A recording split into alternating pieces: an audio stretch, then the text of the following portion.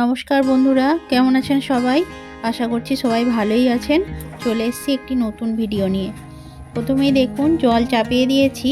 সাম্যর সকালবেলা একটু দুধ কমপ্লেক্স খায়, সেই জন্য ওকে একটু গরম জল করে দিয়েছি আর এদিকে আমাদের জন্য একটু চা করে নিচ্ছি। আমি যেহেতু লিকার চায়ে চিনি খাই না, সেই জন্য আমার চাটা একটু আলাদা করে নিচ্ছি আর ওর বাবার চাটা আগেই করে রাখা আছে। চলুন এবার আমরা চা খেয়ে নেব।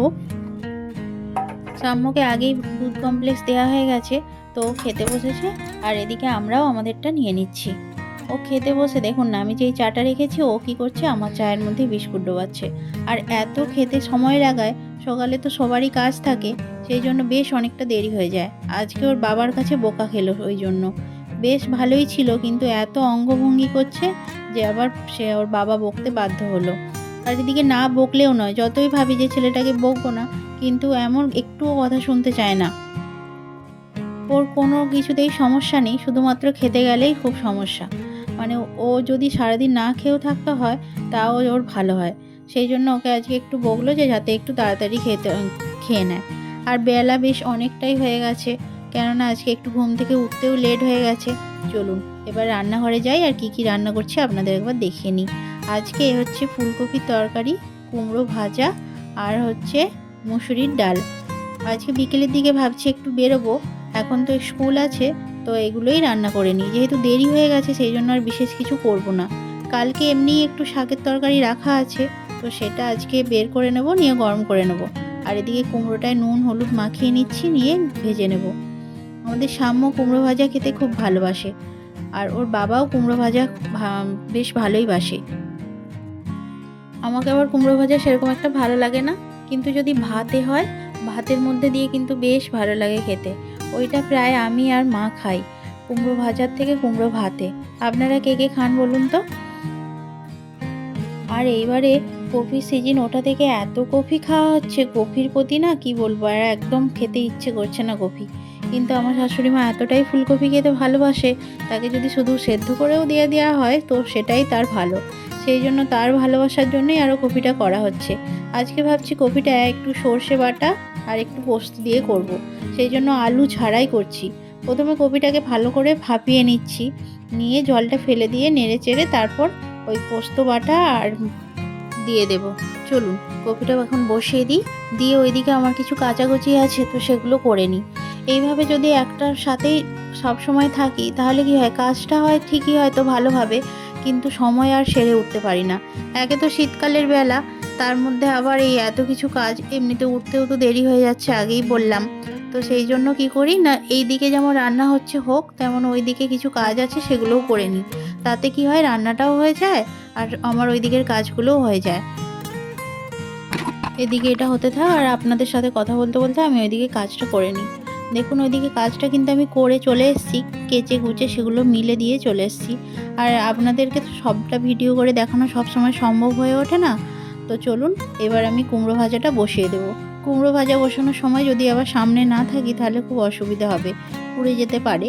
তো এদিকে আর যেহেতু আমি ফুলকপিতে মগজদানা সর্ষে আর পোস্ত দেব, তো ওটা আমি বেটে নিচ্ছি। সর্ষেটা ভাবছি ওর মধ্যে ছড়িয়ে দেব, আর মগজদানা আর সর্ষেটা বেটে নিচ্ছি। তো এটা হয়ে গেলেই আমি ফুলকপিটা ওদিকে সেদ্ধ হয়ে গেছে, ওটা নামিয়ে নিয়ে চাপিয়ে দেব। চলুন এরপর আমি আপনাদের একবারে রান্না হয়ে গেলে তারপর আপনাদের সাথে দেখা করছি। সব রান্নাই প্রায় আমার কমপ্লিট। চলুন কি কি হয়েছে একবার আপনাদের দেখিয়ে নিই আরেকবার।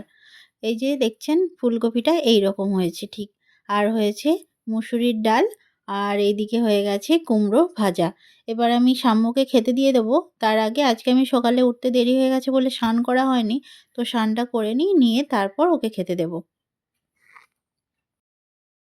স্নান করে চলে এসেছি, ঠাকুরকেও ধূপ দেওয়া হয়ে গেছে। এবার আমি একটু নিজে রেডি হয়ে নেব, কারণ স্কুলে যেতে হবে তো। আর ওদিকে সাম্যকে আর আমরাও খেতে বসে যাব।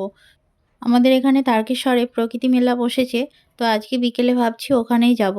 তাই খাওয়া দাওয়া হয়ে গেলে এখন আমরা স্কুল চলে যাব, স্কুল থেকে এসে আবার দেখা হবে মেলাতে। এখন টাটা।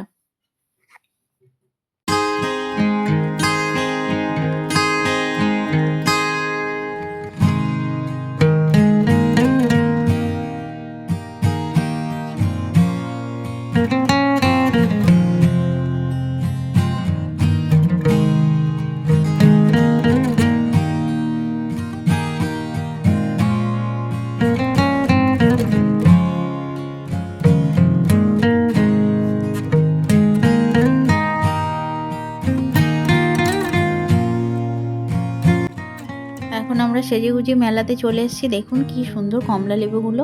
এই প্রকৃতি মেলা আমার ওই জন্যই ভালো লাগে জানেন তো। সমস্ত রকমের মেলার থেকে এই মেলাটা আমার ভীষণ প্রিয়। কেননা এই মেলাতেই বিভিন্ন ধরনের সবজি, বিভিন্ন ধরনের ফুল, তারপর আরও অন্যান্য অনেক রকমের জিনিসপত্র দেখতে পাওয়া যায়, যেটা সাধারণত অন্যান্য মেলাতে দেখা যায় না। সব মেলাতেই তো তোমার কসমেটিক্সের জিনিস কিংবা কেনাকাটা করার মতো অনেক কিছু থাকে, কিন্তু একমাত্র এই প্রকৃতি মেলাতেই বিভিন্ন ধরনের ভেজিটেবলস, তারপর ফলমূল, এই সবগুলো দেখতে পাওয়া যায়। আর ছোট ছোট গাছে যখন দেখি গাছ ভর্তি করে ফল হয়ে আছে, তখন দেখবেন সেটা বেশ ভালো লাগে। এই যে এই গাছগুলোই দেখুন না, এই ফুল গাছগুলো দেখুন কত ছোট, অথচ দেখুন ঝাঁক ঝাঁক ফুল, যেন মনে হয় এগুলো সত্যি দেখলে মনটা ভরে যায়। তাই প্রত্যেক বছর কিছু হোক না হোক এই মেলা কিন্তু আমি মিস করি না, সে যেখানেই থাকি না কেন। আর যেখানেই হোক আমি একটু চেষ্টা করি যাওয়ার, কিন্তু সবসময় তো আর যাওয়া হয়ে ওঠে না। কিন্তু এই তারকেশ্বরে হলে আমি প্রায় প্রত্যেকবারেই আসি, কোনোবারে মিস গেছে বলে অন্তত আমার মনে পড়ছে না। চলুন চারপাশটা ঘুরে ঘুরে আপনাদের একবার দেখিয়ে নিই, কি ভালো লাগছে এখানটা জানেন তো। এখানে আসার পর আজকে উপরি পাওয়ানাও কিন্তু হলো। এখানে আসার পর দেখছি আমার 2 বৌদি আর ভাইজি এসেছে। শাম্মুর তো বেশ খুশি, কেননা সৃষ্টিকে পেয়েছে। সৃষ্টিকে পেলে ওর আর কিছুই চায় না। সৃষ্টি হচ্ছে ওর ছোটদি, তো ছোটদিকে পেয়ে ও খুবই আনন্দ। দুজনে মিলে একসাথে দেখলাম ওরা ঘুরছে, আর আমরা এদিকে বৌদিরা সবাই মিলে একসাথে ঘুরছি।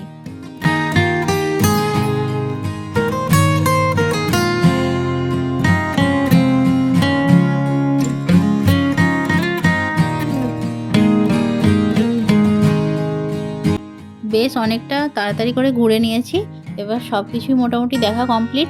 আর এই যে দেখুন সাম্য আর সাম্য দিদি, তার সাথে এই যে দেখুন আমার বৌদিরা, আমরাও কিন্তু একসাথে এখানে বেশ গল্প গুজব করছি।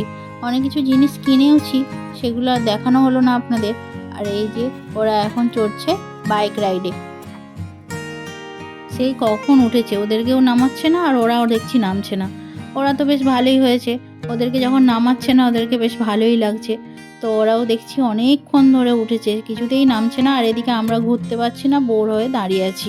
কেননা ওদেরকে ছেড়ে আমরা কি আর কোথাও যাবো ওখানটা ঘুরতে, সেই জন্য ওদের কাছেই বাধ্য হয়ে দাঁড়িয়ে আছি। তো যাই হোক, অনেক সাধ্য সাধনার পর ওরা এবার নেমেছে। আর বারবার কিন্তু ওরা নামতে চাইছিল না বলে রিকোয়েস্ট করছিল যাতে ওদেরকে না নামায়, কিন্তু একটা নির্দিষ্ট টাইম তো আছে, সেই জন্য ওরা ওদেরকে নামিয়ে দিয়েছে আর ওরাও নেমেছে। আর আমরাও এবার তবে ঘুরতে যেতে পারবো। চলুন দেখি কী কী খাবারের দোকান বসেছে, সেখানে গিয়ে একবার খেয়ে নিই। সাম্য এখানে ঢুকেই বলেছিল পিৎজা খাবে, তো সেই জন্য ওকে পিৎজা কিনে দিয়েছিলাম। আর কিছুটা পিৎজা ছিল, দিদির সাথে দেখা হওয়ার পর দিদিকে দিয়ে দিয়েছে। আর এদিকে দেখুন এখানে না প্রত্যেক বছর প্রোগ্রাম হয়, তো এখানে কিন্তু এই যে প্রোগ্রাম চলছে এখন।